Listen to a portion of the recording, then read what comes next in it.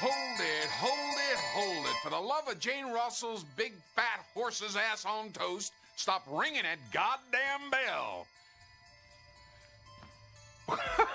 Shit the bed. Well, howdy, folks. Come on in. Well, from the looks of them fancy britches and sassy little hairdos, y'all ain't from around here, are you? So where y'all from? What? I didn't quite get that. Ah. Obviously, all y'all is mutes. Because you wouldn't be fucking with me now, would you? No, no. See, the last guy that fucked with me ain't having a real good howdy-do today right now. Y'all city slickers think you can come in here and just waste my whole goddamn day, don't you? Well, the hell with that. Get the hell on out of here. I got me some chickens to be dealing with. Look, you don't quit doing the asshole shuffle and pick one of these goddamn options, I'm gonna come over there and put my boot up your ass. Oh, fine. Fine. You can just stand there and kiss a dog's titties for all I care. I got me some reading I gotta catch up on if you don't mind. Crass. Get this here thing on.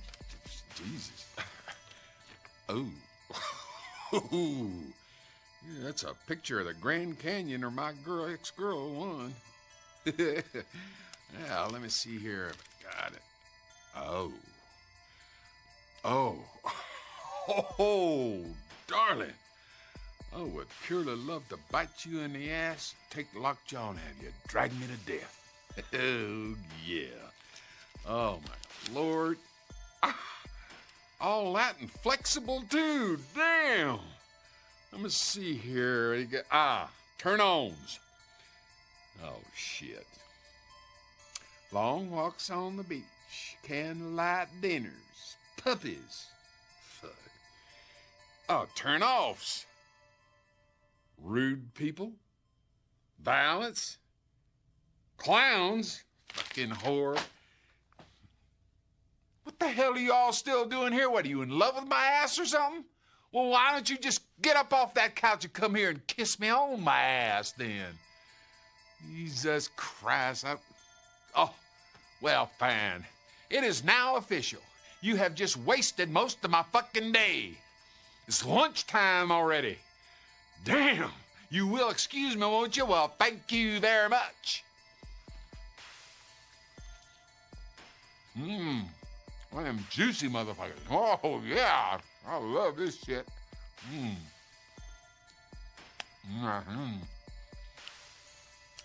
Oh, damn.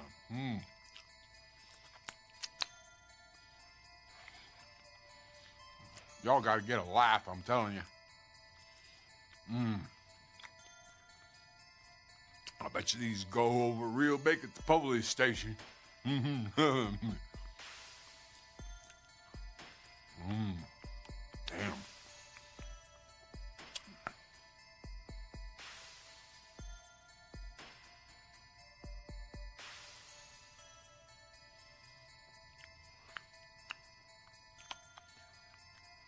Well, fuck you very much. What's up, everybody? Hey, what's going on? Oh, turn that shit off. What's the new with you, man? Not much. You sound really like hot. Oh, I do. I'll back up. Yeah, you're blowing me up. You're like, I'll back the fuck up. Move back, motherfuckers. yeah, what's up? I'm so tired. Like I almost fell asleep like a minute ago. Really? Like, I laid down for a minute and I was like, yeah, I'm tired, just man. Just work, man. We were talking about this a few weeks ago. How you know, because we have a time change. It's later than me than it normally is for me. Like, oh, it is. Yeah, it's like now we're starting at 9:30, and it's just like on a Friday, I am zonked out, dude. Shit, I got to start at 10:30. I'm just saying, but it's still the same for you though, because you always hit 10:30. For me, it's like an adjustment. Yeah, but just kiss me all on my ass. I like your shirt, man. My Detroit Rock Santa shirt, dude. That's sweet. You know what? I was online. I was trying to find some band tees, but I want them tall because I'm taller. Mm. Like so, I want like a XL 2XL tall, but you can't find them, man. Oh, like I band tees. Yeah, I hate having short shirts. Yeah. Look like Eric from high school. No, I can't do that. What, Joe Gerst? Yeah, his, he just docks him, dude. his shirts are just like small. They're just tiny. He was wearing like size small. Well, like you can see his belt. I mean, they were that short. So I'm like, nah, I can't do that, man. I sag my pants. I gotta have my shirts long. I feel that was the look for like the pop punk kids. Yeah, Having your belt exposed and the super tiny shirts. But yeah, I don't know about for band shirts. So you normally just buy all your regular clothes in the big and tall section, like go to Kohl's? yeah. I go to like the sporting goods store. I go to like we have like a Shields, which is like a Dick's sporting goods. Like I buy all my stuff in talls. Hey, what up, Blame? How you doing, brother? Hey, Blaine, what's up, man? We're shooting the shit tonight, man. Don't have any real plans. Decided to spend Friday night with whoever has an ear. Yeah. Friends. Whoever wants to jump on too, let us know if you want to. Yeah, man, come on and talk. You want to come on? You feeling ballsy? Let us know. We'll send the link. I mean, there's a cool few things that I found on the news. Here, I'll put the link in the chat. Yeah, I do. One thing I found was kind of interesting was we were talking about this probably a year ago, and it's finally coming out in January. Is that that George Romero documentary about Resident Evil? I'm excited. Yeah, I saw that was coming out in January. It's long overdue. So I don't know if that's like a video on demand or what that is, but I imagine. Okay. Sorry, man, coughing up all kinds of stuff. I'm excited about it though, and hopefully it's got a lot of TLC into it. I like those like indie docs that have a lot of heart put into them, and not necessarily a lot of studio backing and things like that. Well, that's one story I haven't really heard about Romero is the whole backstory to that. I mean, and what went wrong and what his vision actually was is what I'm curious about. Well, I hope that I hope the legend of this story and all the years of like just sort of hearsay and like what ifs doesn't proceed and like outshine the actual story. Like hopefully there's something worthy of a documentary. Like it'd suck if it really wasn't that interesting of a story. Yeah, no, but I mean it'll sell with the Romero heads, I know, but yeah, for the modern horror fan, it might not. It would have been a much different movie, that Resident Evil flick, but I don't think it would have been good. Don't get me wrong, because George Romero was not at his strongest in the later 90s. Would have been hell of a lot better than that piece of shit that came out, though. But people love those Resident Evil movies, man. Those Paul W.S. Anderson movies, I don't like them, and I've been on record quite a lot saying that I have a soft spot for Paul W.S. Anderson as a person, as a filmmaker. Yeah, but he's just become this the go-to Hollywood video game guy, and he found this niche in that, and I don't know if creatively that's satisfying, but career-wise it's done him really well. Like he's never going to win an Oscar, but it doesn't matter. He's the guy that Hollywood goes to. He's the mainstream AAA version of Uwe Boll. Mm-hmm. So he's probably happy. I've heard him talk in interviews, and obviously his first his first film was a short he did in England. I think it was called Shopping, and it actually had Jude Law in a very early role. Yeah, and that's what kind of got him in festivals, and it got him buzz, and he got his first feature film, which is Mortal Kombat. And he came right to America, and he got handed the keys to Mortal Kombat in 94, 95, when that was like at its peak. So that's how he really entered Hollywood, and he just never really left. That's where he found success. After that, he did Event Horizon and he did Soldier. So he branched out of it, but he came. It's like, after those two movies, then I think he did Resident Evil. I know he did Alien versus Predator. So he stepped outside of video games again, did AVP, the first one, which is also trash. But let me pull up his filmography. Yeah, and he didn't direct all the Resident Evil movies. He directed like there was a couple in the middle that he didn't do. I think he did the last one. He did the first few. but he produced them all, and He did Soldier with yeah, Kurt Russell. That's what I said. I actually enjoy that movie. Yeah, it's a fun, stupid movie. It's very much now that he directed Event Horizon and Soldier, you can see the relation. Yeah, like just how the movie is. Like it's super 90s. It's of the period. I'm just saying, like he did that. I think he did that Pompeii movie a few years ago. That he tries to go outside of the video game thing. I don't think it ever goes. Super well. Three for Musketeers. I mean, I never. That was a different one. Was that came a flop later. or what? I don't think that was a hit at all. That was a different one. Like Okay. a different adaptation. I think it had a whole bunch of nobodies basically in that movie. But anyway, all his biggest hits for those video game movies and those Resident Evil flicks, man, they really kept him afloat. But he's still, maybe I dreamt this, but I thought I read another article where he was tapped to direct another big video game franchise movie. Can you see on his list? Is there something that says upcoming? There's nothing. Oh, upcoming here. Hold on. I might have dreamt it, but what is it? Is it a franchise game? In the Lost Land, House of the Dead. House of the Dead. Oh, yep. He's tapped to do House of the Dead. The only movie I've ever walked out on. Which, speaking of Uwe Boll, it's funny how like Uwe Boll did the bullshit. I mean, he is like the AAA Uwe Boll. He's a lot better Uwe Boll, man. Yeah, he is. I'm saying he's like the AAA version of Uwe Boll. Uwe Boll does the straight to video trash. He's real bad, schlocky, and he gets like video game properties like Blood Rain and shit to just wreck, and House of the Dead, and they hand over the keys to like stuff like Resident Evil, obviously Mortal Kombat. I love Mortal Kombat. Like I'm always gonna love Mortal Kombat. Event Horizon's great. I love Event Horizon. I don't think it's a great movie. I think it's I really like it for the 90s film. I think it's one of the best good 90s films.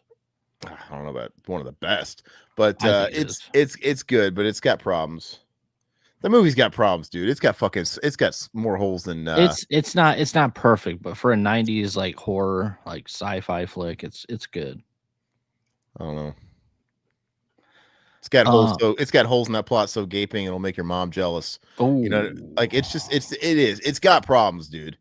But I mean, it's notorious for that. Like, there's always been talks about every movie in the 90s had problems, though. This movie had a lot of problems, and but I'm saying it's got a notorious story behind it about the missing footage and the director's cut that can never see the light of day because it's desperately needed. But it's got a lot going for it. It's just it's Hellraiser in space, basically.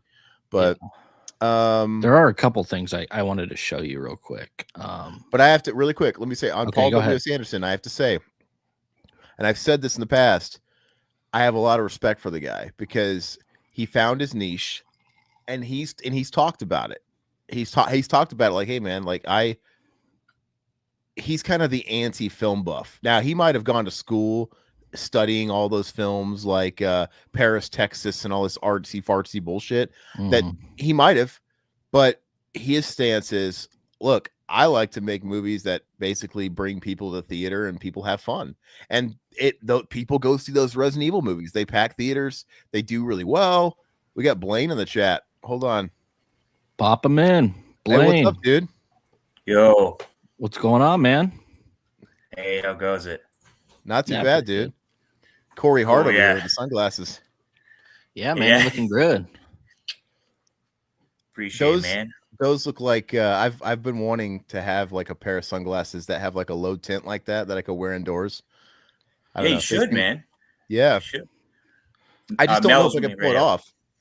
I don't know if I can pull it off. I always see like actors like Robert Downey Jr. going on these talk shows, and I feel like, oh man, I'm just gonna look like a pretentious twat. But I don't know, man. You seem like a normal dude, and you're looking good with it. So maybe I should try. Go on Zenny, man. You can buy some cheap ones. I mean, that's what I've done before. Oh, some of the tinted prescriptions or whatever. Yeah, man, they're cheap. Yeah, these are Amazon, like probably like $8 or something. Oh, nice. Okay. Yeah. You can't even tell on a stream. Perfect, man. So what's new, man? What have you been watching? What have you been doing? Anything fun? You know what? Actually, yeah, man, I've been watching some really great stuff lately. Well, tonight I seen Heretic, which was very mediocre. Okay.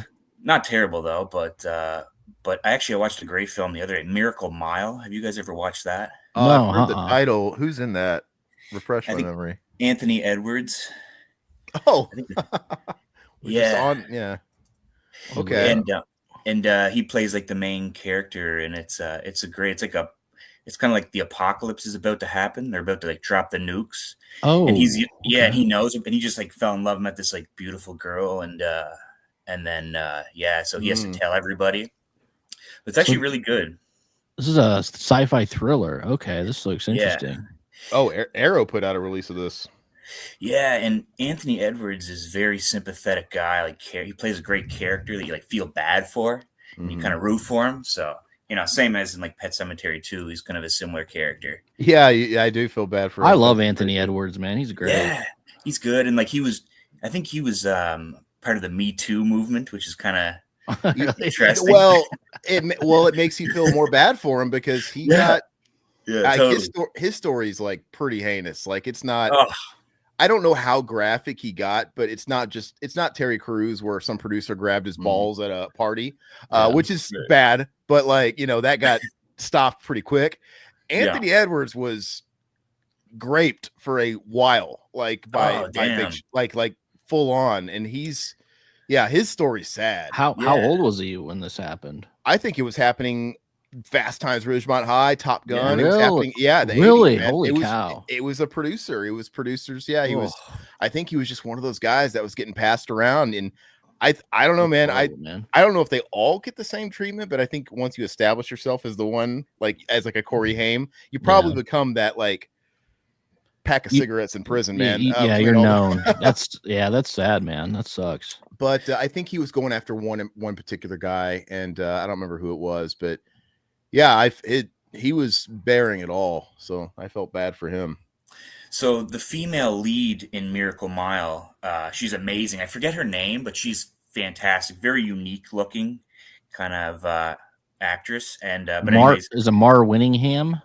That sounds right. Yeah, you should check her out. She I don't know, she's perfect in that Mary Megan Winningham. Okay, yeah. Well, is it Denise Crosby? She's in this movie too. Is she? From Pet Sematary 1. That's the wife, and she is in this. Yeah. She's also in Star Trek: Next Generation. No, it's not her. It's the other girl that Riverman mentioned there. Got the it. First one, yeah. But Earl Bowen's in this dude from Terminator 2. The drunk man in the diner is what it says. It's an all-star cast of like these really great, like kind of forgotten actors, probably actors that were at their height in the late 80s. Mm-hmm. Yeah. Even the cop from RoboCop is in it, the black guy. Oh, okay. Amazing. Yeah, and he plays like a crazy like chef or something in it. It's awesome, man. Wow. And Kurt Fuller's in this too, man. No, it's got Brian Thompson. It's got Shao Kahn and Pig, Cobra. Oh, yeah. Yes. Or Russell from Lionheart, my favorite. And this filmmaker that did Miracle Mile, he also did Cherry 2000. Have you ever heard of that? Cherry 2000. Yeah, you're throwing Let me see. Yeah, I'm watching some really I'm getting into the 80s a little bit more. That's good. That's awesome, though, man. That's the stuff I need to dive into more. Mm-hmm. Okay. Well, I'm a big fan of these obscure movies from the 80s and early 90s that somehow slipped through the crack and I never saw them. Oh, Melanie Griffith's in that one? Okay. Yeah. So, like, it reminds me of Fishburne. Cool. I feel like I've seen all those movies, but then whenever I come across one, I'm like just blown away. Like a couple years ago, I saw that movie White Sands with Willem Dafoe and Mickey Rourke. I'm like, how the fuck did I never, like, how did this, how did I never see this in like my 20 years of cable TV in the 90s? And like, it doesn't make sense. So these look like those types of flicks. Yeah, I need to watch more Mickey Rourke films. I feel like he's got some good ones I missed. Oh, he's great, man. Yeah, he's really good. I think he's he was almost like the biggest thing in the world. I know he was really big for a while, but I felt like he was so close to just being grandfathered in like Tom Cruise. Like he could still have like a huge career today. And he's every woman's wet dream pretty much, right? I think at his best, he nobody could do it better. Angel Hearts, and he's even like really, really good in just kind of okay movies like Year of the Dragon. The movie itself it's all right. I wish it was better, but I love that kind of triad and the Chinese. Like, I love all that stuff. But he's so good. Like he can make almost anything watchable. And Yeah, it's crazy that that movie's directed by the guy that did Deer Hunter, Year of the Dragon. Oh yeah, Yeah. And, you know, it sucks because like I feel like Deer Hunter is such a great film, but he didn't do anything else that ever topped it. Yeah. You know what I mean? Like it kind of Yeah, no, Swan he was a song. bit of a one hit. Yeah. Michael Camino, yeah, and then Michael. Yes. I'm gonna, Yeah. he did a couple other flicks. I'm gonna look at his stuff that I think he did. Did he do that home invasion movie with Mickey Rourke? I might be wrong. Hold on, I'm gonna look it up because I don't want to get my stuff wrong. Hold on. Mickey Rourke was in he did Desperate Hours. Michael Camino. Desperate Hours. Yeah. And Desperate Hours is it's Mickey Rourke plays this guy that is on trial for murder, and he basically escapes and he holes up in this house. It's kind of like Pacific Heights or no, it's not like Pacific Heights, but he holes up in this house and Mimi Rogers in it, and he's like holding him hostage, and it's a hostage situation. And it's a pretty confined little movie that you'd never get today, but they used to have tons of those like back in the 90s, like Breakdown and Pacific Heights or whatever. And it's really good. And that's a Michael Camino movie. And when I say really good, like it's not Deer Hunter, like it's going to win all the awards good, but it's like, oh man, catching it on a Saturday night. Like this is a good time. Absolutely. But it's a good flick, man. Yeah. Speaking of the 90s, man, I love Stephen Baldwin has a new podcast and it's actually really really? Oh, really? Okay. Yeah. I'll have to check it out. Yeah, man. I think Michael Madsen was on there. That was his last guest. And it's just like, it's all the actors that are like not afraid to be canceled. It's like, they're too, like, you can't say anything bad. They're just like, they're so good. You know, there's some. Well, like I think people are less and less afraid to be canceled in the last year or two. It's I think people are over that now. Stephen Baldwin's a trip, dude. I follow him on social media. That guy's out there, but he's fun, man. He's fun to listen to. When I was in Missouri, he would do like church tours, and he came to my grandmother's church in Nixa, Missouri, and was talking. And I wanted to go to church. Like I want to go see Stephen Baldwin. I want to see Barney Rubble talk. That's awesome. But I didn't get to them. He said that's his most. He's the most proud of that role out of every role is Barney Rubble. Barney Rubble? Wow. Why? I don't know. I guess it's such an iconic character to him, you know, and maybe it means something to him, but I just like that answer. It was so funny. He was giving it his all. Yeah. Oh, Fred, he was really trying to do it, but I guess it's hard to, I don't know, like cast Fred and Barney. Like no one's going to look like Barney. So I guess he's better than Rick Moranis. I guess I'll give him that. True. Rick Moranis in that first movie, he was basically just doing Rick Moranis. He wasn't doing Stephen Baldwin was going all out. Like he went method. Like, okay, I'm going to watch the entire Flintstones. He probably got it down in one episode, but he probably still watched the whole series. He doesn't get enough credit, man. I loved him in Usual Suspects, man. Give me a key to you fucking cocksucker motherfucker. He's great, man. So look at this. Listen to this cast in this movie, Desperate Hours, from Michael Camino.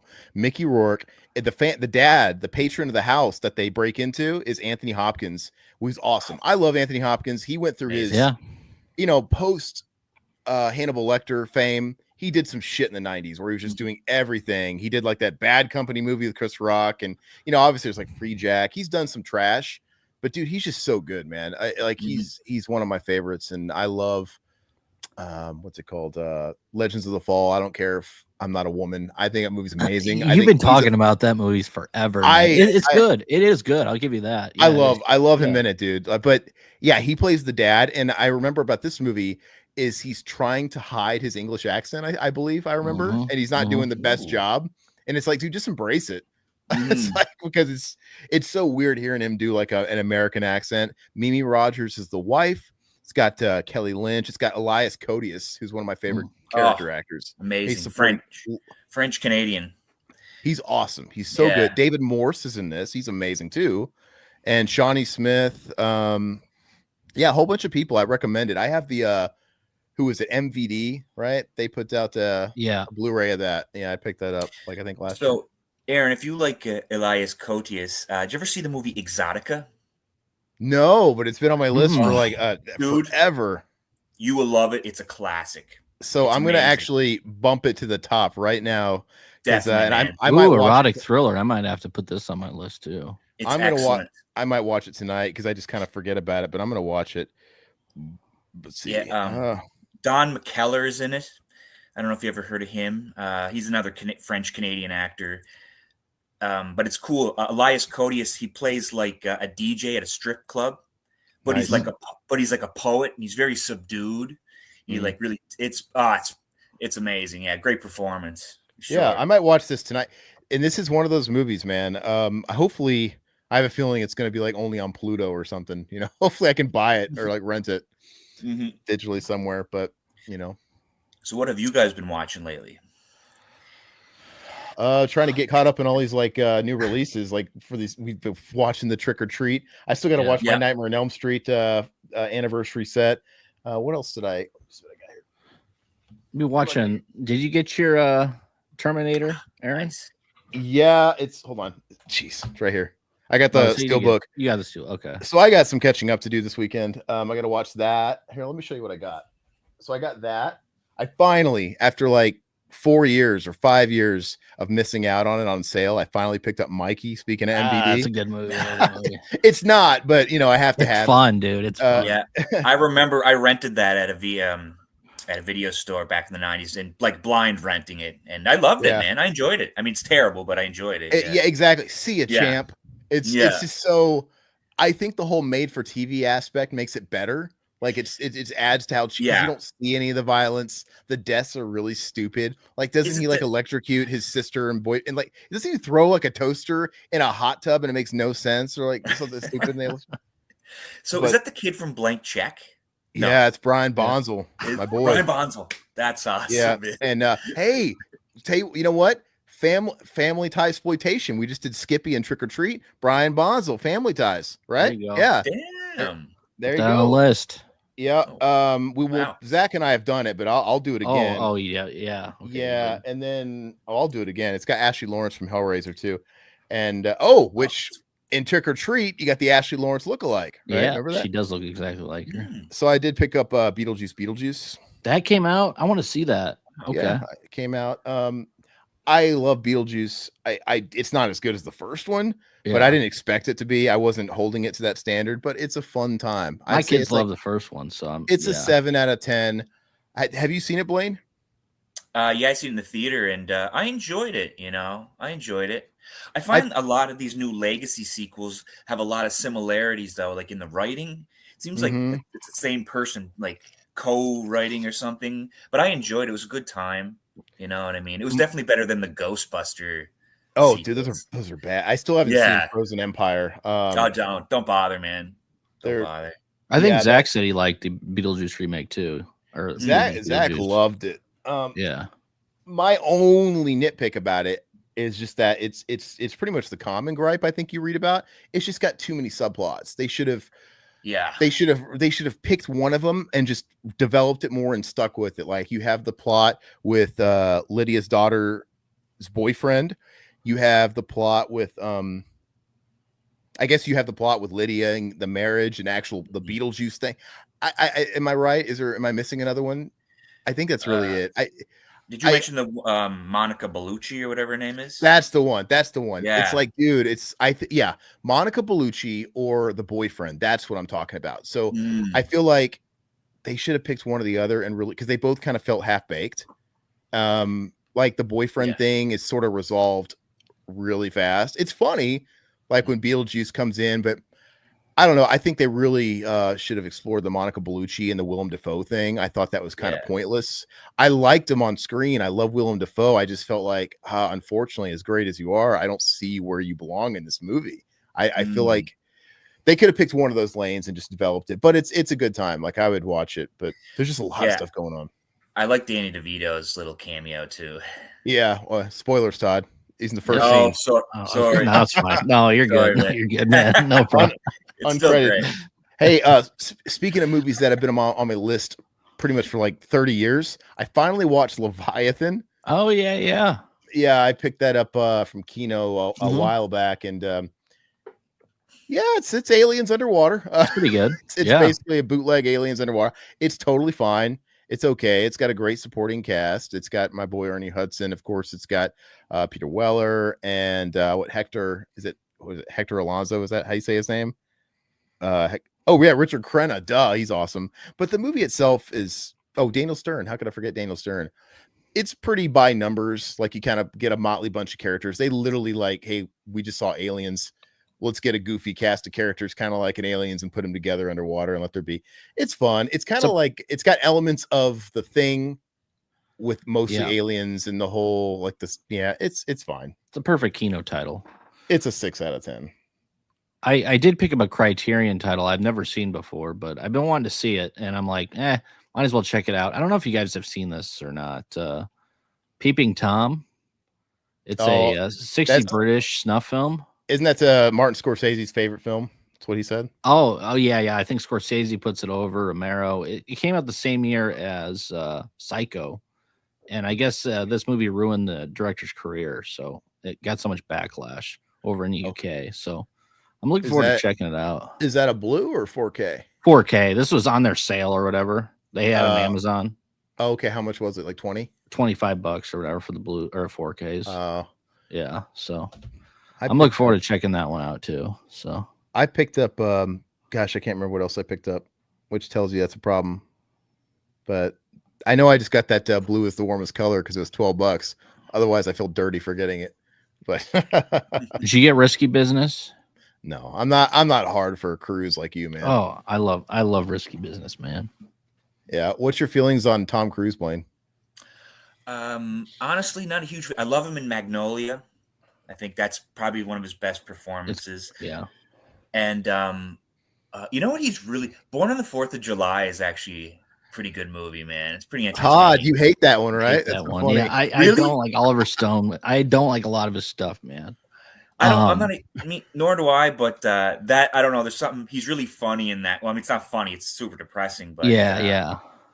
You know, he's a quadriplegic in it, I think. Mm-hmm. So. It is very depressing. Yeah. And there's something charming about that era of filmmaking where they could still take a really young guy like 80s Tom Cruise and make him look old and like age him up, because doesn't it go over time? And he's like, right? Doesn't he is he like older in the wheelchair or right? Yeah, he just looks really haggard. Or just looks real like shit. Okay. I don't remember too much about it. I think. Did you see Vanilla Sky? I mean, that movie's great. Have you seen that yet? I've never seen it. Put it on your list for Cruise, man. That's Penelope Cruz is in that too. Cameron Diaz is in it. She's in it as well. Cameron Crowe that did it. I think that's a Cameron Crowe. Yeah. Oh yeah, he's good. It's a really good movie, man. I love that movie. It's one of his best. I don't think Tom Cruise ruins a really good film. He's not like that bad. So like speaking of Crowe, I think Jerry Maguire is a good movie. Like, I think that's a good movie. I think Last Samurai is awesome, but I don't think it's awesome because of Tom Cruise. I feel like anybody else could have been in that title role, and just because it's got so much else going for it. And I love Eyes Wide Shut. Just gonna mention that, yeah. Well, you got the Kubrick factor though. Maybe somebody else could also did great in the role, but so he doesn't necessarily sink a ship. But Vanilla Sky is really trippy too, man. I mean, Kurt Russell's in it. He has the bruiser mask in it. That's where I first saw like the bruiser. He wears that, the prosthetic, and I'd highly recommend checking that out. I'm curious to know what people think of that. Kurt Russell's in that? Yeah, he plays the shrink. Yeah. Okay. What movie? Vanilla Sky. Oh yes, right. Yeah. I gotta see it. I didn't see it, but yeah. But I don't like the 80s Cruise stuff. I just don't care about that. The first Top Gun, I think, is pretty bad. I don't like it. My mom had a hard on for Cruise back in the day, so I watched all the Cruise. Was his first big film The Outsiders, or what was before? I think it was The Outsiders. Yeah, he still had his fucked up grill and his teeth and stuff. Yeah. Well, he was in Losing It too. Have you ever seen Losing It? About losing her virginity. That was from '82. That's a funny movie, dude. That's a teen sex comedy. I'd recommend that one too. And wait, was his first like Jackie Earl Haley's in it? Yeah. Like after Outsiders, wasn't Risky All the Right Moves, or was it Risky Business? Wasn't one of those like his first starring Risky movie?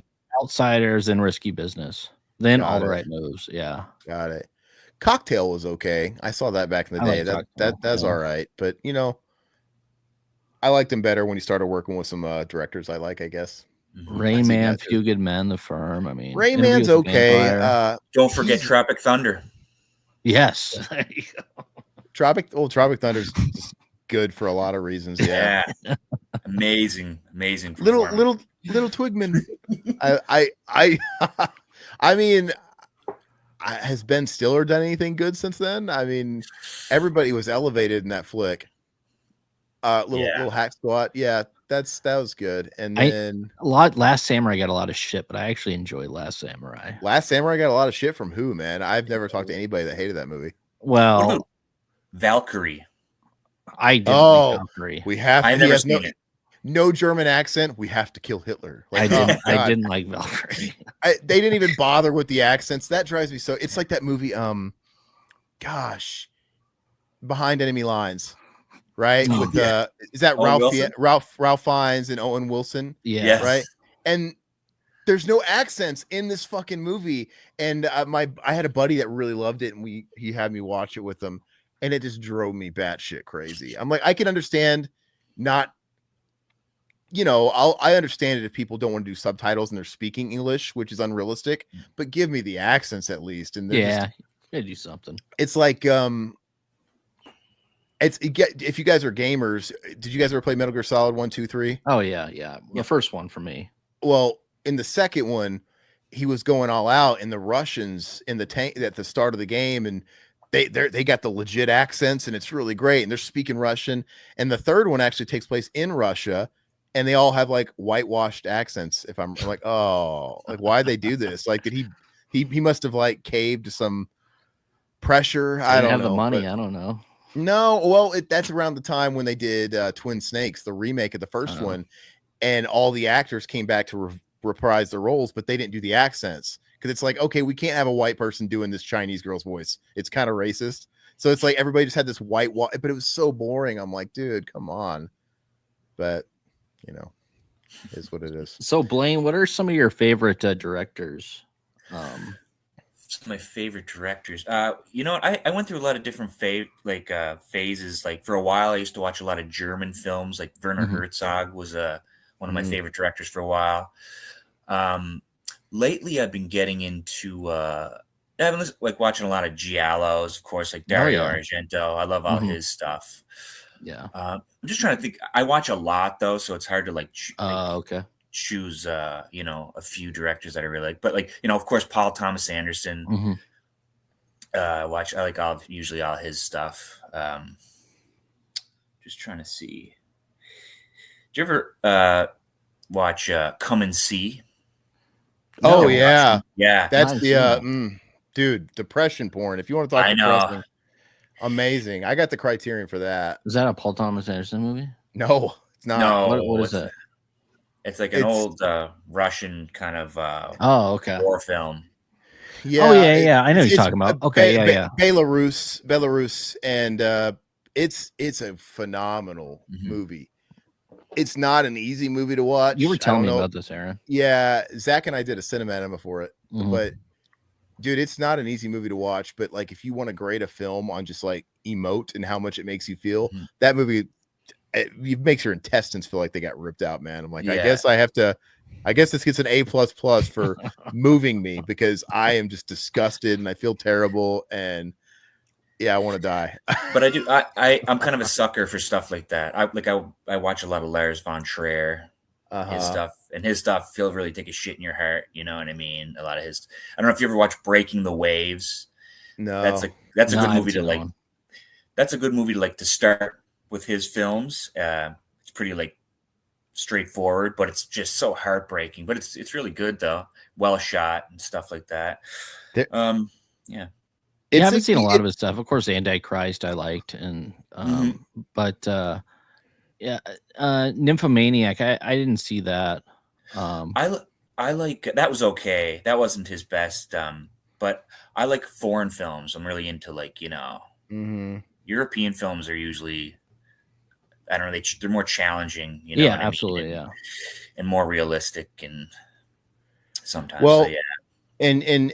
And going back to stuff like Come and See or Lars von Trier, it's kind of the opposite of, I describe 95 Mortal Kombat as like junk food. I love it. Mm-hmm. I don't. It's the kind of movie where it's like it's comfort food. Yeah. I acknowledge what it is for what it is, but I could watch that movie, and I could watch Wayne's World a million times. I could always pop it in. I know it like I know my family. Airheads, yeah. But it's junk food, right? You love to eat Skittles and stuff.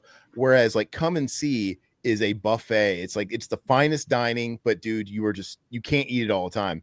You have to be in the right headspace. Yeah, absolutely. It's so exhausting. It takes everything from you. And you know, you watch Wayne's World. I watch Wayne's World and stuff like that all the time because it literally requires nothing of me. I can have it on in the background. I can fill in when I'm not watching because it's kind of white noise in my head. It doesn't take any bandwidth from me. And these are movies you have to just really invest it all. But they're worth it. But they'll kill you. It reminds me of did you ever see Graveyard of the Fireflies? That anime? Oh, I love it. Yeah. So it's once again, it hollows you out like a jack-o'-lantern, man. And it's fantastic. And Todd doesn't like anything animated. He's kind of put off on it. But I think you should watch more of that stuff, you know, because I got him to watch Perfect Blue, which I love. I liked it. It was good, yeah. Speaking of which, hold on. I forgot. I picked Paprika up on 4K. Satoshi Kon, he did Perfect Blue and Tokyo Godfathers and Millennium Actress and whatnot, but fantastic stuff. But watch Graveyard of the Fireflies, man. That's a great film. And I always had this stigma against quote unquote anime because I just thought it was all that, you know, chibi bullshit, that stuff like that's just, you know what I mean? That bullshit. I don't like any of that stuff. But these movies, these are real movies. They just happen to be animated. Like they could have, you know, and Western filmmakers rip these off. Like this is Inception, right? Well, did you ever see the side-by-side shots from Perfect Blue compared to Requiem for a Dream? Requiem for a Dream, yeah. Yeah, so right there's an example. So Darren Aronofsky, he bought the rights so he could rip off the movie for... I didn't know that. He bought the right. I don't know if he bought it before or after, because Black Swan was basically a remake with a skin of ballet. Right.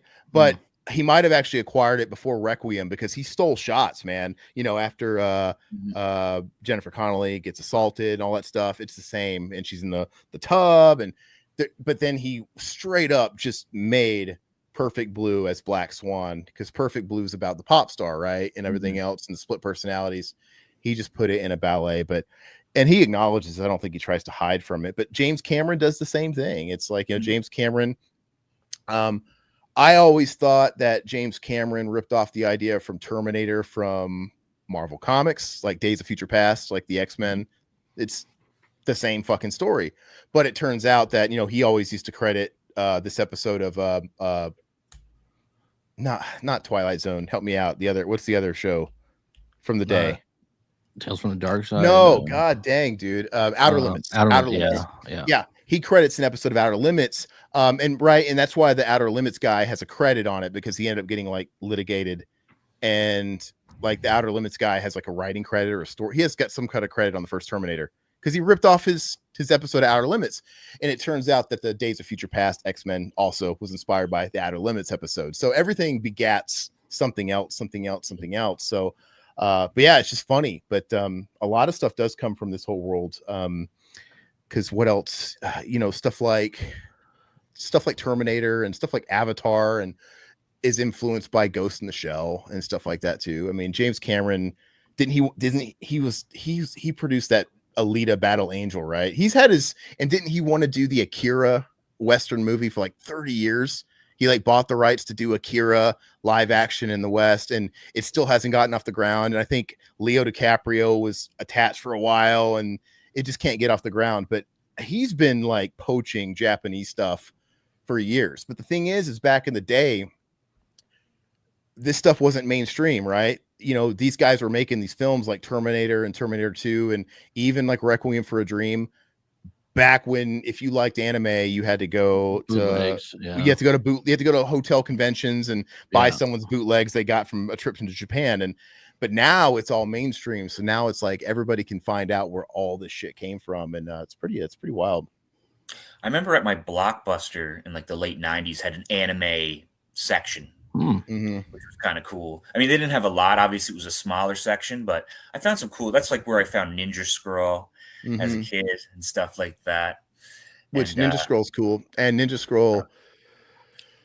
You watch Ninja Scroll, Todd, and you're like, oh, this is fucking Mega Man, because it's like a video game. Oh, really? It's like he's got to go through like the 8 demons. It's like the levels, like Mega Man, and then he's got to go through each stage, like the swamp or whatever. And there's a boss at the end of each one, and each one's kind of got a weakness. And then there's the final boss. Like, and I'm like, oh my god, did Mega Man rip this off? But I looked at the years, and I'm like, holy shit, Mega Man came out before Ninja Scroll. I wonder if Ninja Scroll was like, hey, really playing. Well, NES feed me back more horror stuff, and then maybe I'll get into some of the other stuff, Aaron. I'm still a newbie with that stuff. Like I've seen all the baseline stuff, like the gateway stuff, because I'm not, you know, I watched all the Ghibli stuff because I put all this stuff off for years. And over the pandemic, I watched all the Ghibli stuff with the wife, and you know, found a great appreciation for most of that stuff. And then I watched like the baseline stuff, like Ninja Scroll. I watched, of course, Ghost in the Shell and all the Satoshi Kon stuff. And you might like, well, I don't know, what, Demon City Shinjuku and stuff like that, right? If you guys ever seen that. heard of it now. I haven't seen it though. It's kind of smutty and it's wild. It's like this cop that's it's in the post-apocalypse, and Shinjuku in Tokyo is now like overrun by these demons, and they kind of live, and they have like these accords with each other, like this is demon territory and this is like the human territory, and there's these cops that are, you know, it's kind of like the Blade Runners kind of thing. These and it's just real smutty, man, and there's just like demons, and there's a lot of fucking and a lot of tits and a lot of perverted old people, which is they're funny. Pretty good, man. I know you like smutty stuff, so you would like some of this smutty anime. I probably would. It'll keep you engaged.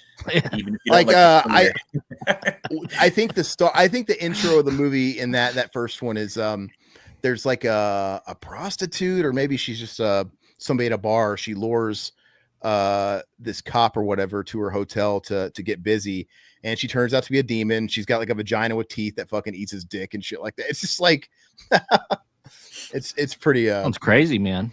Dude, Japanese people are weird, man. They're really perverted, and we're going back to Japan, taking the wife to Japan in the spring.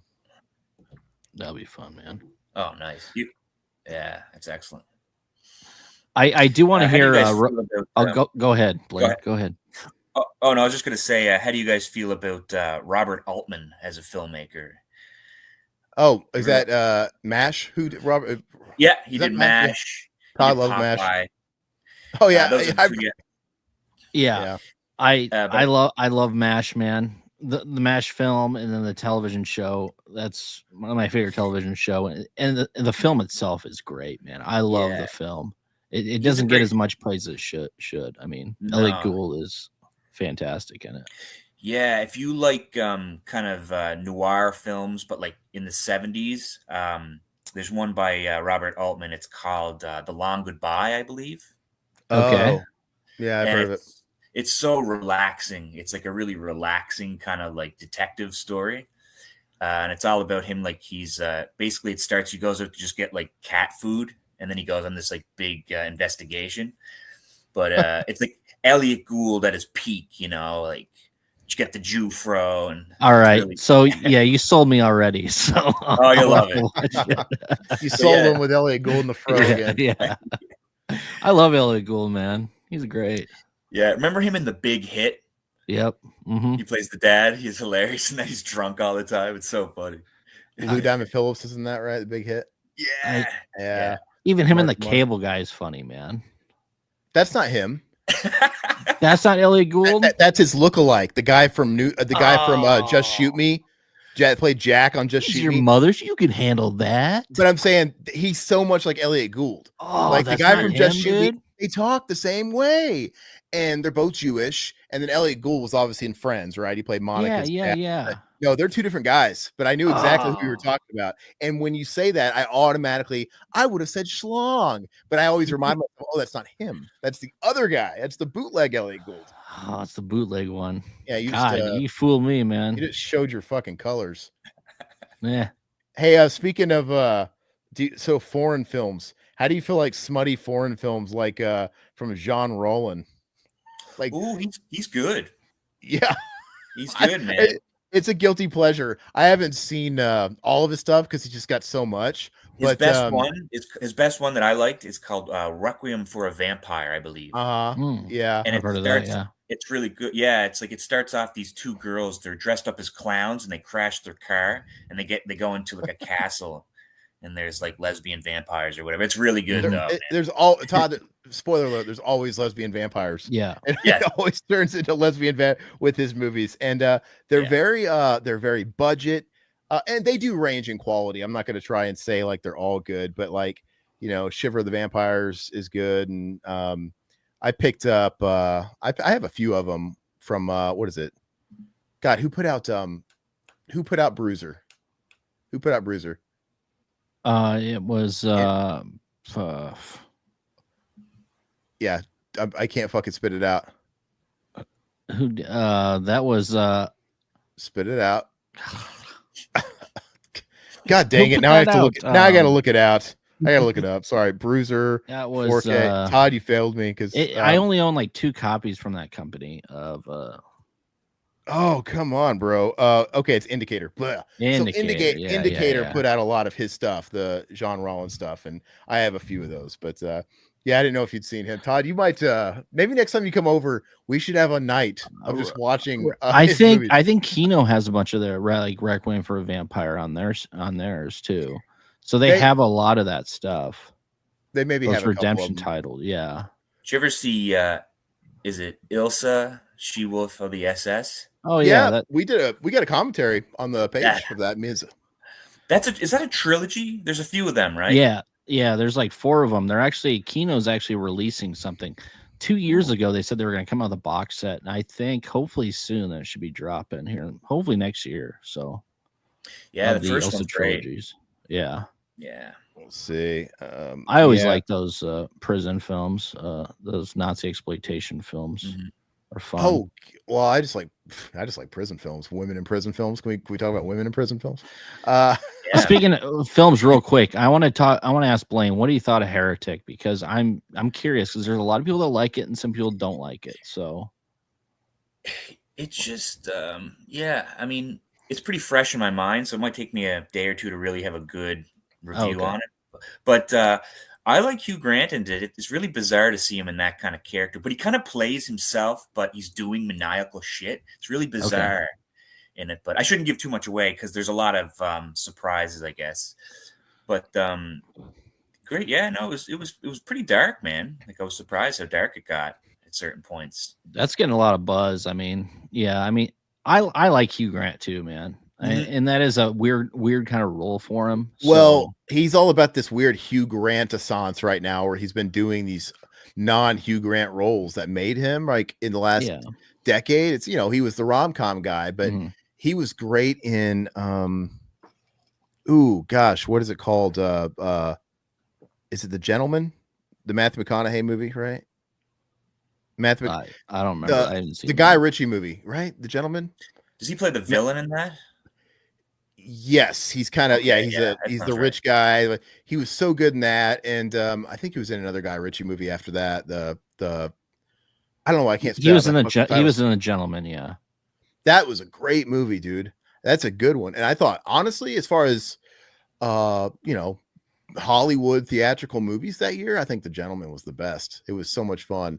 And who else was in that? Gosh, I'm bad with names right now. Irish guy, dude. Fuck, had the sex tape. Breakfast, lunch, and dinner. What's that fucker's name? Colin. I am, dude. Jeremy Strong, Charlie Hunnam. Yeah, Colin Farrell. I just remember that sex tape he had. I ate you for breakfast, lunch, and dinner. But no, he's really good in that too. Matthew McConaughey's real good in that. And did you guys see the Banshees of Inisherin? I loved it, dude. I loved it. Is good. I loved that movie. And very dark as hell though, but funny. Very funny. I'm usually so put off by all the movies that are like the Oscar movies that year. It's like I don't care. But dude, that movie's so good. And that was up for I think that was one of the big ones at the Oscars. And Todd, that's really good. It's a very, artsy film, but I love it. It's shot in Ireland, beautiful landscapes, beautiful cinematography. Probably didn't cost anything to make. but just awesome performances and awesome story about friendships that's supposed to mirror the war they had going on at the time. It's really good. I have to pick that one up. I don't know who's put out a physical of that, but yeah, I gave it a 10 out of 10, Todd. Really? I don't give 10 out of 10s out very much. It really, but dude, my wife watched it with me and she tuned out. I was like, yeah, I can't watch this anymore. So it's not for everybody. It is, if somebody's like poisoned by TikTok and they don't have much of an attention span, which admittedly my wife kind of is, you know, she's like, that's I can't the majority watch of America. Yeah. But it's not exciting. It's quote unquote boring, right? It's just a lot of more of the same visual set pieces. It's all narrative. There's no explosions. There's no big action sequences, but it's really good. Yeah, you got to let yourself kind of get like sucked into the story and like invested in the characters because it's about a friendship, like a relationship, basically. So you got to really like care for the characters, and you feel bad, man. You're like, oh god. Yeah, because we've all. Well, I think we all either have been there or kind of can relate or know people like that where it's very relatable. Yeah. This friendship just runs its course. And and then Colin Farrell, he doesn't know why his best friend, who is Brendan Gleeson, who's awesome. He's in Martin McDonough. He always casts him in a lot of stuff. But he just doesn't want to talk to him. Just one day he's like, I don't want to talk to you anymore. And he doesn't know, like, what the fuck did I do wrong? And it's just like this whole, and they live in this small little village, so they kind of always keep running into each other at the same little pub. And he doesn't know. He's like, I don't want to talk to you anymore. I think he like literally has the same pretty limited verbal stuff throughout the whole movie. He just doesn't want to talk to him anymore. And he's trying to get to this deeper meaning of what the fuck did I do? And he's tortured. And literally there is no, it's like, I just don't want to be your friend. Yeah, that makes sense. I mean, I know people like that. So, you just outgrow for whatever reason. Yeah. And I think there was, reasons or whatever. I mean, there's a character study with Colin Farrell and his like personal growth and shit like that. But you outgrow other people, and yeah, it's a fantastic movie though. I love it. That's cool. I was gonna that one guy that's in everything now, Barry Keoghan. He was in that, right? Oh, yeah. Yeah, he's the friend that has the abusive father and stuff like that. Dude, it's fantastic. He was also in The Killing of a Sacred Deer, which is a good film. I didn't see that one. Is that good? Yeah, it's Yorgos Lanthimos, that Greek guy, the Greek director. I don't know if you guys seen what was the one that he released like 2 years ago? He didn't do The Lobster too, did he? Poor Things. Oh, Poor Things. Yeah, I know. Yeah. Zach talks about his movies a lot, and he's like, I think his gist was, I always want to watch his movies. I never love him as I think I'm always going to love him, but I keep wanting to watch his movies when he comes out. But I still haven't seen Killing of a Sacred Deer. I haven't seen Poor Things. I don't really like Emma Stone, man. She's kind of a put off. But I never got your take on The Substance, Aaron. The Substance. Watch that. Yep, The Substance is really good. Did you see that, Blaine? No, I heard it's good. I can't wait to see it though. I should have seen it in the theater. I should have went to the cinemas to see it because that would have been a cool experience. Yeah, you have to watch it on. It's a movie. I never even heard of movie before this movie, but that's on Amazon. That's an extension, right? Yeah. But you gotta, I don't know. I think it's got its own app, but maybe it's an extension. But anyway, it's a movie original, so you gotta get a trial, which just get a 7-day trial and watch it. But it's really good. It's really long. Like, I think movies are just way too freaking long. I don't know why they're so long. This thing is like 2.5 hours long, and that's not to say it's like a total waste because you enjoy it. Like, I enjoyed every minute. I was never bored because it just got wackier and wackier and wackier. It just spirals. And so you're glued to it, but still at the end of it, I can't help but think, I still feel like they should have found 20 minutes somewhere to cut out of this. Oh, but really? Yeah, but like I said, what is there is entertaining. I just feel like it could have been even better if they would have cut some stuff out, but it's really good. And obviously it's like, everything's derivative these days. It's Cronenberg, it's love letters. It's body horror, right? It's body horror. Yeah. But dude, it's it's definitely directed by a female director, the chick that did Revenge, I'm sure she'd probably hate me calling her a chick. I think it's like girl power stuff. Because even like The Substance is kind of putting a spotlight on body image and what's expected of women and stuff like that, and growing older in the industry. And so it's definitely got a female touch to it, but it's fantastic. And Demi Moore is great, and Dennis Quaid's really good. And everybody's been talking about that one, and then Strange Darling. Have you seen Strange Darling? I haven't seen that. Okay, that's good. You should check it out. Is that good? Highly recommend it. So I got to watch that. And but gosh, I wanted to. I didn't want to leave on a sour note with The Substance. The Substance is an 8 out of 10 for me, at least. It's really good, and visually, it's disturbing. You know, if you're used to seeing body horror stuff, you're gonna be fine. It's like, okay, it's I've watched Cronenberg movies. I think The Fly is fucking more disgusting than this. Like I have a hard time watching The Fly. What about Men? I didn't like Men, but anyway, I like Men. But I don't like it. But I'm saying, like, to me, watching Jeff Goldblum, when Jeff Goldblum starts spitting up what looks like cum to me, that's just that's grosser than anything. The Fly is great though, yeah. But if you're watching with someone who's never seen like that kind of stuff, they're gonna be fucking like, oh, I can't what the do hell this. You watch? Yeah, lot of injections, a lot of needles. If that bothers you, yeah, it's pretty gnarly, but it's really, really good. I would own it. I have an interesting question for you guys. So, have you guys ever put a film on with somebody and you thought it was a good idea to put it on, and then when you're halfway through it, you're like, "Oh, it was a bad idea. Like something too racy in the film, or maybe make you feel uncomfortable." Oh, absolutely. Well, I'm trying to think. I have a story, but you guys go. Well, I'm trying to think. I mean, I've definitely had stories where I was embarrassed. I mean, I don't know if you've listened to all of our episodes, but I always talk about the Mortal Kombat Annihilation story with my dad. That was kind of that's kind of embarrassing, but I hadn't seen it either. So that's not the same scenario, but I remember I've definitely seen movies where I talked them up and the people hated them. I remember when The Mist came out. I love The Mist. I love it. And I loved it when it came out. And I think history's been kind to it, but I think nobody was liking it when it came out that I knew. But I saw it and I'm like, dude, this is amazing. I love the throwback. And I had a couple of friends. I'm like, you guys gotta come over and watch this movie. It's so good. And no, actually I let them borrow that one. And I let them borrow it. And I'm like, you gotta fucking watch it. And then when they returned it a couple days later, they're like, this was the worst fucking movie we've ever seen. I'm like, oh. Like it just broke me in two because I talked it up and I felt like I wasted their evening. Like you wasted our fucking date night. Like, oh, and I'm like, dude, were we I literally I didn't know how to gauge people anymore because I'm like, we're looking at this through different lenses because I literally thought everybody should love this movie, but clearly I was wrong.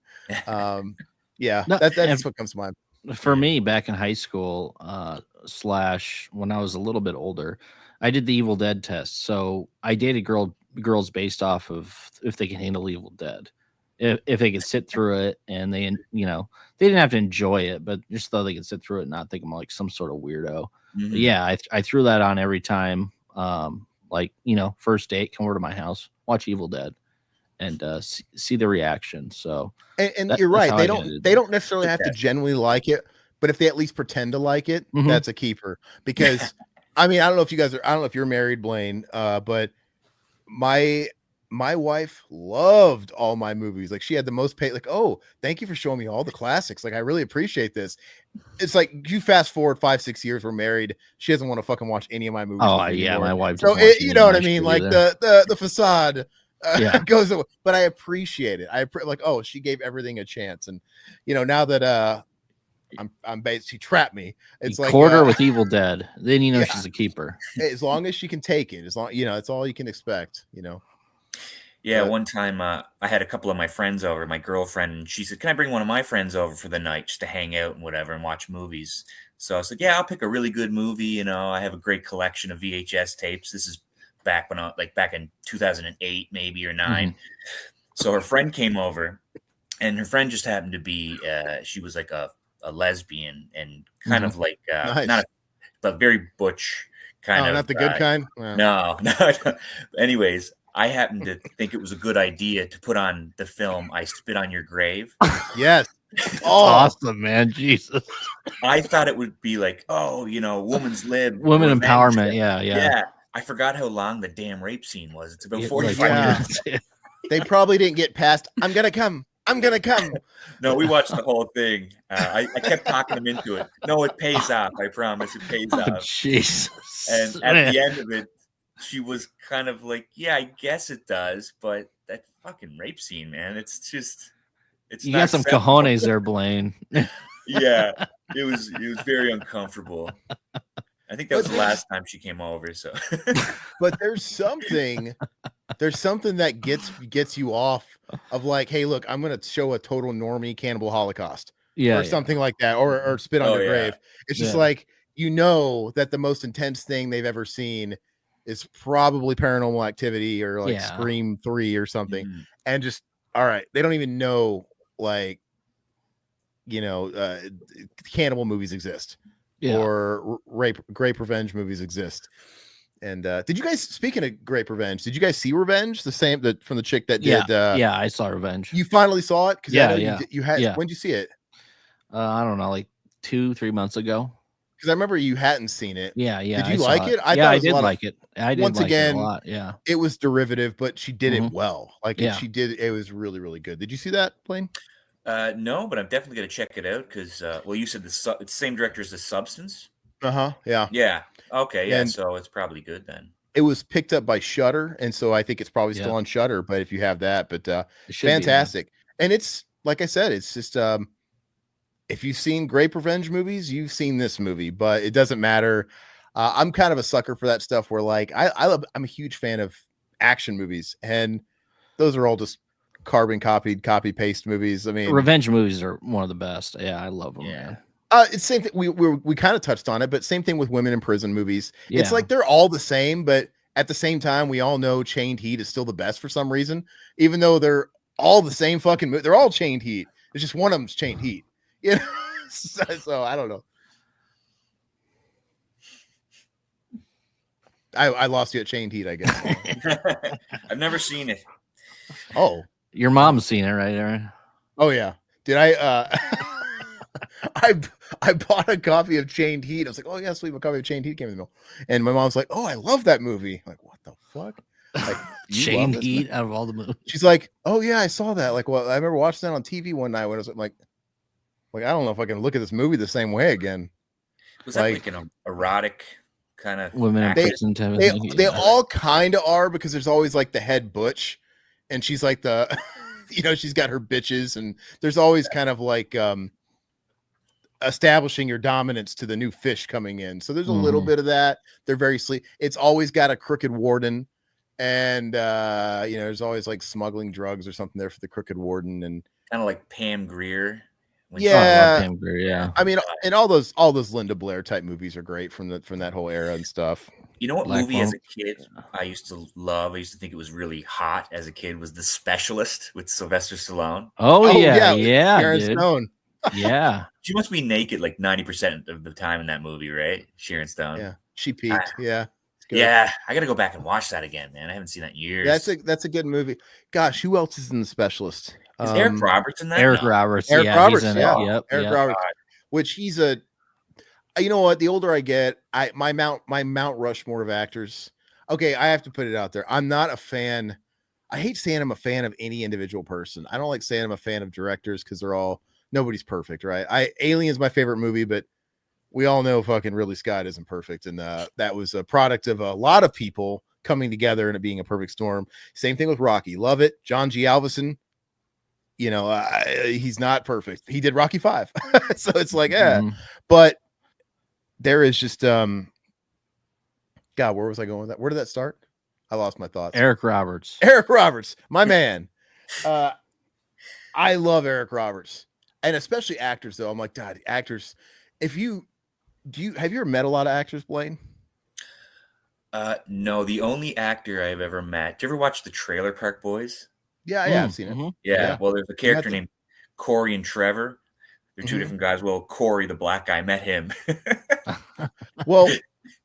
Well, they actually have had success. Yeah. Let me tell you, you go to like a mixer in the film world of local actors, or even people in LA, and it's just the actor type. You're talking, dude. I don't know. They're just built different. Like there's a difference between the creatives and the crew guys and actors. And it reminds me of working in hospitality. If you ever worked in a restaurant or something a day in your life, there's that clear divide between back of the house where you could have people that are ex-cons and they have no filter, and then you have the front of the house who are really pretty, and you know they're just so different. And I have a hard time being around a lot of actors. I just can't do it. But would I ever suck Eric Roberts' dick? No questions asked. He can hang out with me. God, I wouldn't suck his dick. But I love him, dude. He's so awesome, and he's so down to earth.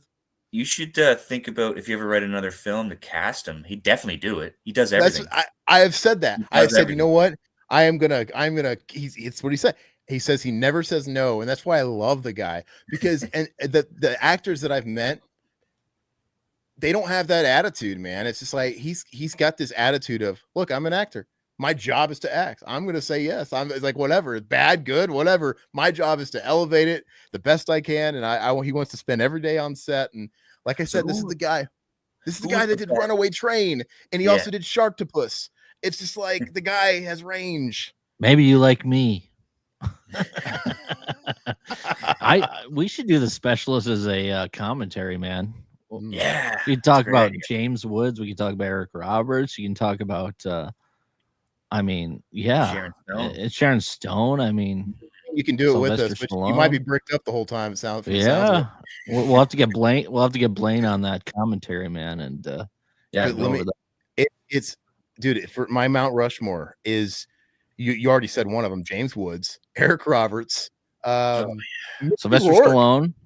Well, Stallone, of course. Yeah, I'll throw Stallone on there. But Mickey Rourke, I mean, I think he's flawed, but just like Eric Roberts, it's like I would say he's got more bad shit than he does good stuff. I mean, you can't do that much volume and not have the batting average, but it doesn't matter. I don't think it's about how much bad you have with anything. Like I said, Ridley Scott, I think he's got more bad movies than good movies, but it doesn't matter because those few movies he has that are awesome, they're fucking awesome. Oh, same with Romero. I mean, the majority of stuff he has is crap too. But all these guys, anybody making a film, they could only pray and be so lucky to have one film like Rocky or, Alien or whatever. And even like Eric Roberts did the Blair Witch Project. They'll never do anything ever again. Yeah, but they are huge.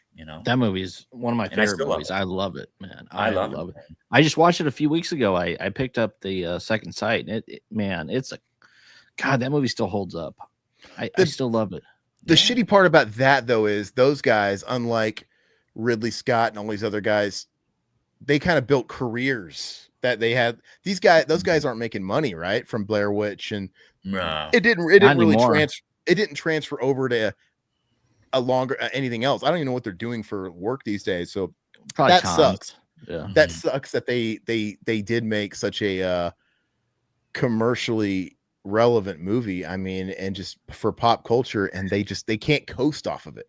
But you're lucky enough to even do that, though. Like, to even fucking luck, man. I'd love to have something like that. How big that thing was. But see, John G. Alvison, he does Rocky. And it's like he did Karate Kid. I guess he has two big pop culture temples. But other than that, he did Desert Heat, for fuck's sake. He's doing like straight to video shit, which I love Desert Heat. But Rocky, it's not, but I love it.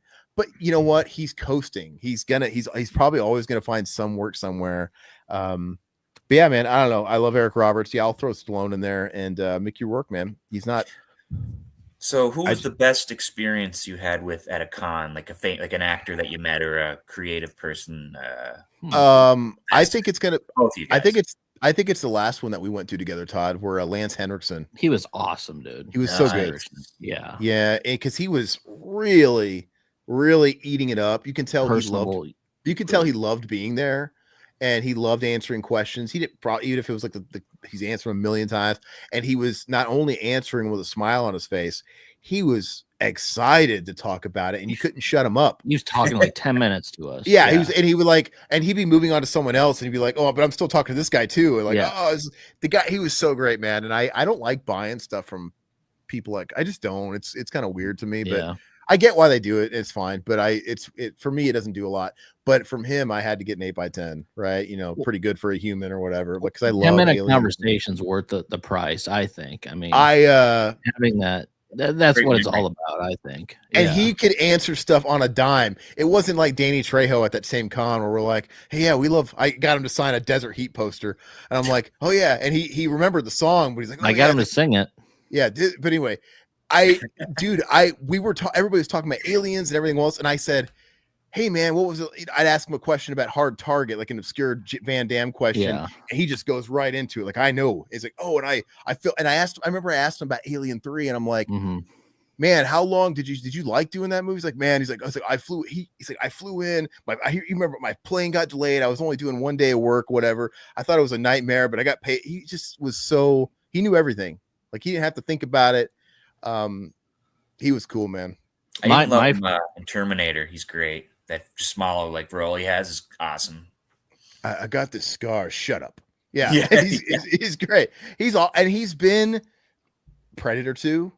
Right, he's been with the Predator, he's been with the Terminator, he's been with Aliens. The guy's been, I guess, Bill Paxton too, right? Predator, Aliens, Terminator, the trifecta. Yeah.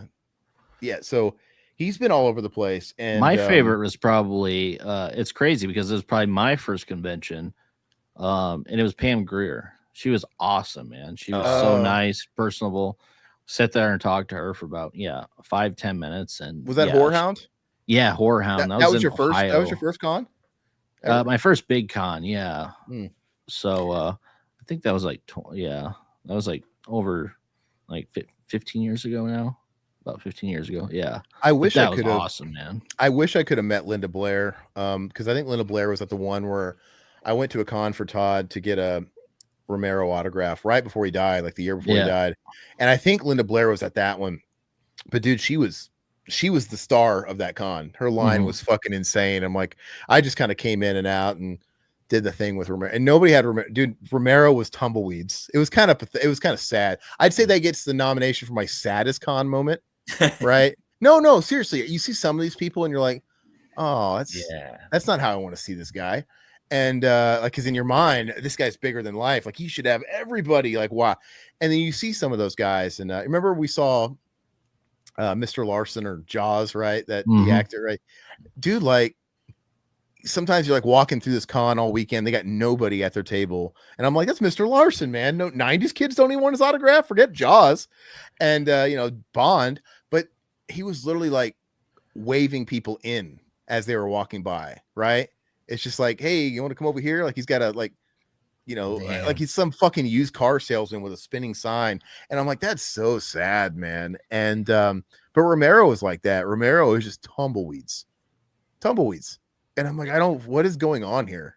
But I retract my mine, and I see Stephen Jeffries was the best because he took us out to not IHOP. Didn't he put his tongue down your throat, dude? Did he put his tongue? Not mine. It was Lush. Oh. Lush gave him a kiss, dude. And obviously Steve Jeffries is a fan of that if you know his history. But no, that dude is a super guy, very nice guy. He's like, oh, I want to get out of here. I don't have a car. Do you guys want to go out to breakfast? And we're like, yeah, sure. So he hops in my Explorer or whatever, and then we go over to the Waffle House, and he buys us breakfast or whatever. We sit there and talk to him for about an hour or two, and then we just go back to the con. Man, that guy was awesome. So Stephen Jeffries is a really good guy. How many cons have you been to? You done that a lot, Brian? No, I haven't been to any. Okay. Yeah. It used to be so cool. So like this kind of experience that Riverman's talking about, it used to be like that. It used to be, there was no divider between like the patrons and the guests, and like you all staying in the same hotel. You could literally just be walking the hallways. It's like a giant open house party.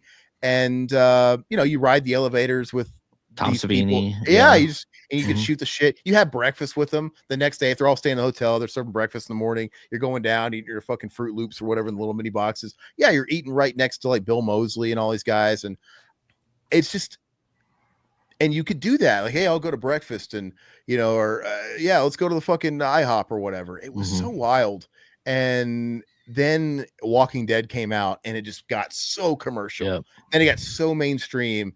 And just over the past like 5, 6, 7 years, you can't even get near anybody now. It killed the convention. A lot of them aren't even they don't even really stay at the hotels anymore they're staying at like some nicer hotel across town. Yeah. And there's like VIP curtains, like they have their own like space to go to rest, like a backstage. It's just not the same anymore. And it's just now it feels very transactional and kind of absolutely, they're herding you through like cattle and stuff. And so it's not the same. I'm glad that we got to go to a few during the heyday when it was really cool, because we used to go in the early days of the channel and the podcast. We would just like go. We'd have our little recorders, our little like Zoom recorders, and we would just go up to people like, "Hey, can we get an interview?" and stuff like that. And they were down. They were like, "Yeah, sure, whatever. It's dead right now. I'll sit at the table and you talk to all these guys and get interviews." And a sound bite from Tony Todd. Yeah, can I get a sound bite? Whatever. Yeah. It was so cool. And then like that party got ruined too. And we always talk about it. This one that we went to in the Midwest, they pretty much banned it, I think, because of us. Like, do not approach the guests anymore and leave them alone. I think it was Savini. Savini fucking was a pill, and he's like, "Yeah, get these fucking guys. He's got these fucking guys." It was the year after Herschel, though, was there from The Walking Dead. But that was the same year he was there, right? Or no? He was there, but then the year afterwards, they said, "Don't talk to any of the." But was that the Savini year? Yeah, he was there too. Herschel was real nice. He was great, man. He's a really good guy. And it might not even been down to like one of the guests that complained. It might have been a handler or something that overheard it, or something like that, or a handler that's like, "What the fuck is my guy Scott Wilson doing talking to you? Like, hey, can you guys not do that?" I remember I kind of regret not talking to Michael Bean. Remember, I almost got him up to my hotel room. Hey, but you know what I mean? Like, I would do an interview in the hotel. I almost did, because I was talking to his wife on like on socials or whatever, email, because she's his manager. You got his phone number. You're texting Michael Bean or whatever. Yeah. And it just I don't know, it just didn't line up. But that was the first time I'd seen Michael. Now Michael Bean makes a lot of appearances. Yeah. Like Eddie Furlong and all these guys. Now they're finally drinking the Kool-Aid. I think they're a little late to the game, but there was a time where we were like, why is Edward Furlong in a ditch somewhere fucking shooting up some black tar when he can make more black tar money at the concert? Like, he's missing out on this. Like, these guys that just probably don't have representation at the time anymore. And Michael Bean. So when Michael Bean did that one like a decade ago, that was the first time I'd seen him in forever. And I saw him in person and I felt bad. Like, wow, dude, you look like shit. To be fair, he looks a lot better than he did, but he was obviously a really bad alcoholic, and he had like 2 strokes and like a heart attack. Dude, yeah. He seems a lot better than he is now. Now he looks a lot healthier. But dude, when I hadn't, maybe I'm also just, I hadn't seen him in fucking like 15 years, and I saw him in person, and I'm like, oh no. I'm like, I don't know if it was tough, but I give Aaron credit for reviving JDF's career in the con circuit, because after that interview, he started doing cons and stuff like that, and he became huge, man. The con circuit. I didn't do anything, but I think you did, man. We were the first to reach out to him. So the Green Power Ranger. I know the Green Power Ranger, right? Oh, he just passed away, right? Yeah. He no good. What a shame, man. What a shame. Yeah. Anyway, I was a huge fan as a kid, but when we were first starting, we were just, first of all, we were doing a podcast back in 2011, back when pretty much only a few people knew what a podcast was, and it was pretty much just neckbeards like us in a basement somewhere on like very, very, very early days of Skype or whatever. I was doing them, like talking on my phone, walking next to the highway and shit like that. Like, there was no mindfulness of quality. That wasn't a thing. Because at the time terrestrial radio was still a thing, and we're like, well, we're like the anti Howard Stern or the anti it's like whatever, we're just doing it ourselves. Now it's like, oh, it's all about quality. Everybody has it. And then but I'm like, man, we just got to get one interview, man, that'll help us out. And Jason David Frank, I'm like, I want to talk to the Green Power Ranger, man, because I love that guy. And I'm like, and he didn't have any career at the time, like he like just disappeared, and he had just done New York Comic-Con. And that brought him out of obscurity, because he had retired from that whole world of acting or whatever. And he was still successful. He still like ran a few dojos around the country, and he was doing good for himself as a businessman. But when we were talking to him, he's like, yeah, I just got back from New York Comic Con, and I had no idea. Like, he had no idea that he had a fan base still. Yeah. And yeah, we were like, dude, like it's about, you got to do the cons, man. You got to do He's a all humble these guy. cons. And so I don't think we had anything to do with it, but I did say, hey, you got to keep doing that, dude. The people want to see you. People want to fucking meet you. And that guy was the big draw, and he got around like herpes, dude. Yeah. Like you would think the more you're out there, like the less people give a shit about seeing you, because he was like a cockroach, and he got in ground level pretty early enough, and he just embraced it. Well, he was the best guy, man. He embraced being guy. He embraced being a 90s pop guy, and he embraced being a Power Ranger. He wasn't ashamed of it. And he just doing the cons was like a full-time job for him. I mean, he obviously had people running his businesses and stuff like that. Tons of money, dude. I saw him at multiple cons, and I don't care if he came year after year after year. Dude had bigger lines than anybody. Every single William time. Shatner, he had bigger lines than any everybody. of these big stars, man. And like I said, this guy came all the fucking time. It's like everybody acted like, I don't know, he was like fucking Elvis Presley to dorks. I don't know, but it's because he was so accommodating, and he was so happy to be there. Good and to he gave fans. he was so good. And like, dude, I remember when we saw him at that one con, when we we did were an interview with him. Is that the one? Yeah, I did a couple when we did that first interview with him. Yeah. And or the video, and he was like letting little kids like steal like merch. Yep. Like he had like his handler, right? Who's obviously like working for the talent, and like his handler would like turn his head, and he'd be like, hey, take it. He's not looking. Take it. Take it. And he'd be, like, she's not looking. And he was just such a nice guy, dude. Yeah, he took his life, which is a bummer, but yeah. I like that guy, dude. I had his awesome. phone number. I had his phone number for a while, and see, he ended up getting the con circuit made him. He got big, dude. That guy had like 2 million followers on Instagram, and he was in the millions. Like he had a lot of followers, and you'll see all these people that are more relevant with not as many followers as this guy. And eventually, he had to change all his numbers and stuff, and I didn't have his contacts anymore because he was just giving out his fucking shit to guys like me, and then you obviously had weirdos that were like, hey, you know, being creepy. Like, well, just be good to people, though. I mean, that's all that you know it takes. You know, I still have, at least I hope I still have a saved voicemail from him. Yeah, that was pretty cool. Yeah, I remember he called me one time from a break at a fucking convention while I was working my shift at a restaurant, dude. And didn't you send your mom a bunch of like autograph stuff too? Yeah, because my mom, like, you know, she didn't like Power Rangers. She just liked that we liked Power Rangers, and she probably thought he was a stud muffin. I don't know. But now, what a nice guy, man. So yeah, he's got to be the best experience, man. He is. Yeah. I remember one time I drove up to Kansas City from Springfield to do an interview at This is deep into the Walking Dead stuff where it was big. And I remember there was a blizzard and I was late, and I caught him on the way out. He was like literally leaving. I was late. I missed the whole damn convention. And, you know, we kind of gave a quick hello, and he apologized, but he had to leave.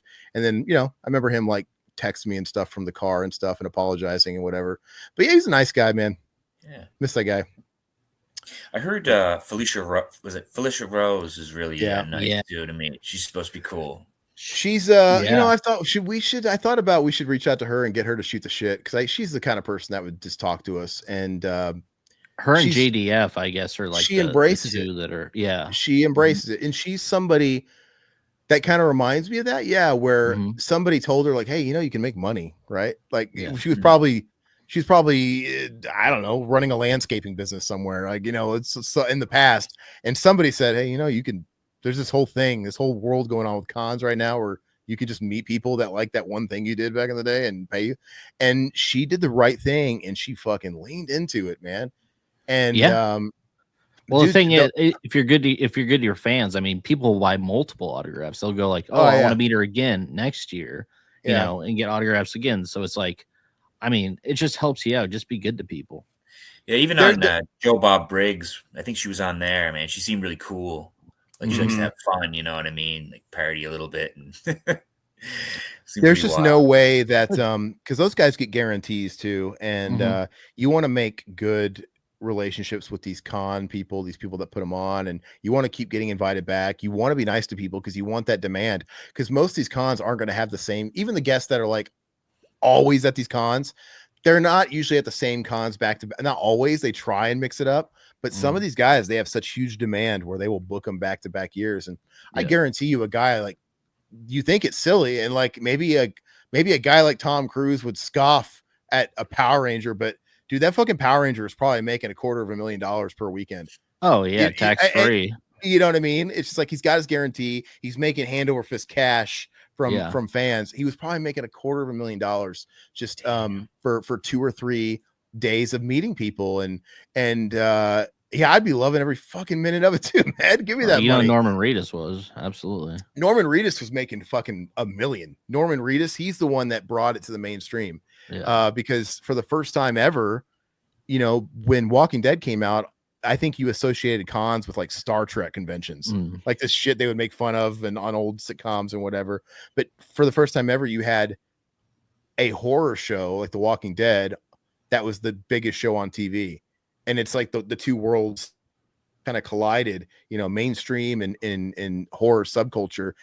And they're doing cons, man. And it brought all these mainstream housewives and normies to the cons to meet fucking Norman Reedus. And, if Daryl dies, we riot. All those people. Oh, remember that? That's so cringe. Yeah, but it killed it for all the old school It fans. did, but what are you going to do? It's not really Norman Reedus's fault.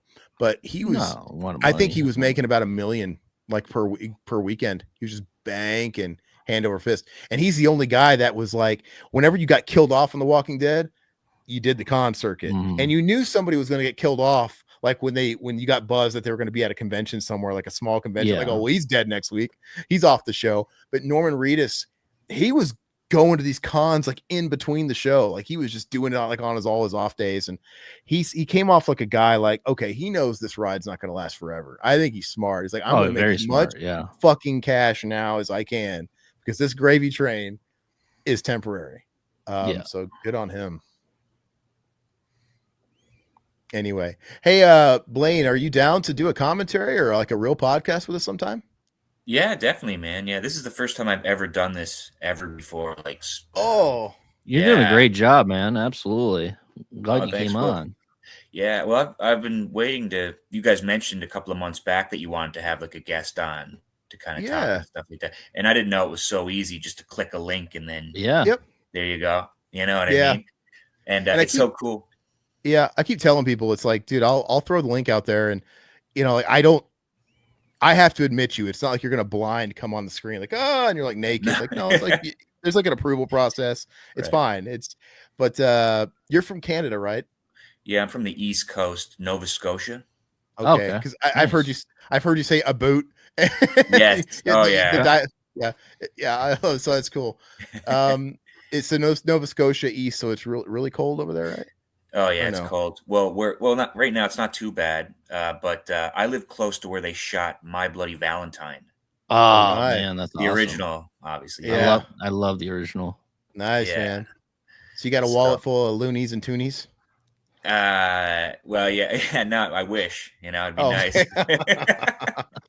Yeah, you have a little bit of that Tim Hortons today. I do have a TV VCR. Oh, hell yeah, dude. Absolutely. Hell yeah. I'm still rocking my VCR too. Good. What's your story, man? What do you do out there in Canada? Like, what's your normal day to day? I see a guitar back there. Or do you... Yeah, I play music. For my day job, I work as a nurse. I'm a CCA. I take care of people with Alzheimer's and dementia. Nice. Oh, man. Okay. Yeah, that's tough. Yeah. I've been doing it. I'm 35. I've been doing it since I was 19. Oh wow. Yeah, and I have a daughter. She's 14, and oh, cool. Yeah, I just love films. I'm a big fan of you guys. I've been watching you guys probably probably during the pandemic. I think I started so 4 or 5 years now, probably. Nice. Yeah, well, we appreciate that, man. Yeah, so you're like you're a 90s kid then, so you're in our age group. Yeah. Oh, 100%, man. 100%. Yeah. Well, that's cool, dude. Yeah, actually, what drew me to you guys was I would listen to a lot of just like commentaries, just like passing out, going to sleep, and your guys' commentary, Pet Sematary 2, popped up my feed. Yes, and I was like, "This is great," and then I marathoned everything. That's still my favorite too. Yeah, and we got this ongoing. We just did Pet Sematary, right? Did you see that stream? So yeah, it was great. And that went, but I'm saying we're gonna do that fucking movie every year. We're just gonna keep redoing that movie, and hopefully something will add to it every time. Because when we started this, the first year we did it, we did a Halloween special about Pet Cemetery 2. We did a commentary for it later, maybe the one we did another one, and then I think we just did our fourth iteration of it. So we want to monopolize the space of Pet Cemetery SEO. Like when you want to look up that movie, it should be us. You find one of our videos, because that bonded us, man. I remember when we met, I never knew there was anybody else that liked that. Not, it's a great movie, but you know what I mean? Like a shitty movie no one cared about. And but yeah, I when I met Riverman in school, his favorite show was Quantum Leap. Are you fucking kidding me? I know, my right? show's Quantum Leap. Quantum Leap had been off the air Yeah, a long time at this point. And then like he knew all about Pet Cemetery 2 and Brain Scan. Like that's what Brain Scan's like number 2. We talk about Brain Scan all the time. And so yeah, man. And just I don't know. We like to take credit, like, oh, look at all these people loving this stuff now. Like, maybe other people did, but nobody was talking about it. And that's probably why, if you were like listening to stuff on YouTube, whatever, something like that came up, because we were the only people doing Pet Cemetery 2 commentaries back in the day. So we at least have that going for us, where if you type in Pet Cemetery 2 or whatever, hopefully it's us you see first. And same thing with Brain Scan. We were on that shout release, that Brain Scan shout release. The writer, I swear to God, he's talking about our commentary. He's referencing a commentary on YouTube, because he was like, I never thought anybody gave a shit about this movie. He's like, I wrote this movie, and he went on to do, gosh, what did he do? Much bigger movies. Oh, Seven and stuff like that. He's the same writer. And he was like, and now it's like out of nowhere, I got people coming up to me like, oh no, I don't give a shit about Seven. You wrote Brain Scan. And he's like, I don't know what happened. He's like, I was watching this YouTube video. There's these guys talking about doing a commentary of Brain Scan, and we were the only fucking people on YouTube that did it. I'm like, he's watched our commentary. I'm like, why didn't you put us on that release, man? I want to be one of those guys that has our commentary on the Blu-ray. Like, nobody loves this that'd movie. be my goal. Not even the stars of your movie love this movie like we love that movie. Like Eddie Furlong and all these people like just talk shit on these like horror movies they did. I'm like, Eddie, like, you peaked, bro. Like, come on, Eddie.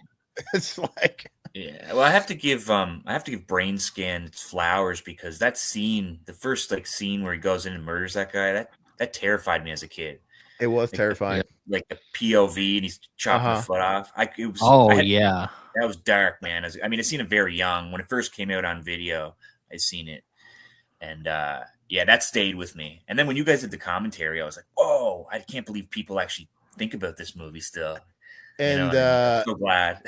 In the 90s, man, like that was the big thing, was like virtual reality. Mm-hmm. Like, remember 30 years ago, virtual reality was going to be the next big thing.